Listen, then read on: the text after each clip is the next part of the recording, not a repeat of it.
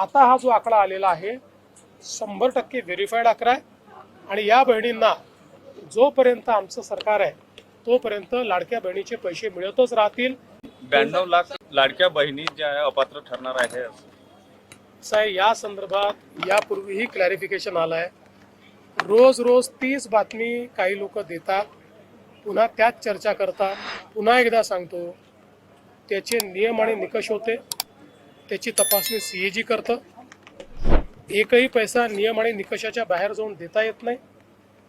आपण योजना सुरू केल्यानंतर कोणाला त्रास होऊ नये म्हणून योजना सुरू केली आहे, कारण इतक्या मोठ्या प्रमाणात तपासणी करणं हे महिन्यात 2 महिन्यात 4 महिन्यात शक्य नव्हतं।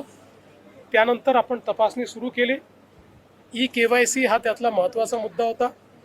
ज्या लोकांच्या लक्षात आलं की आम्ही नियमाच्या बाहेर त्या ठिकाणी लाभ घेतलेला आहे, त्यांना वारंवार संधी देऊन त्यांनी KYC केलं नाही।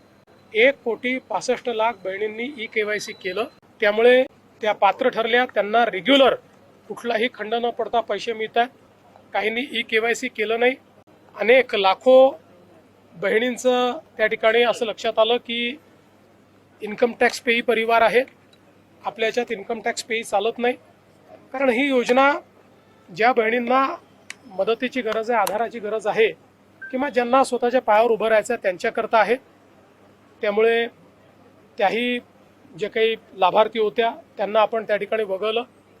काही आपल्याला कल्पना आहे पुरुष लाभार्थी होते, त्या पुरुष लाभार्थ्यांवर तर आपण कारवाईच करतोय, त्यांच्याकडनं वसुली देखील आपण करतोय।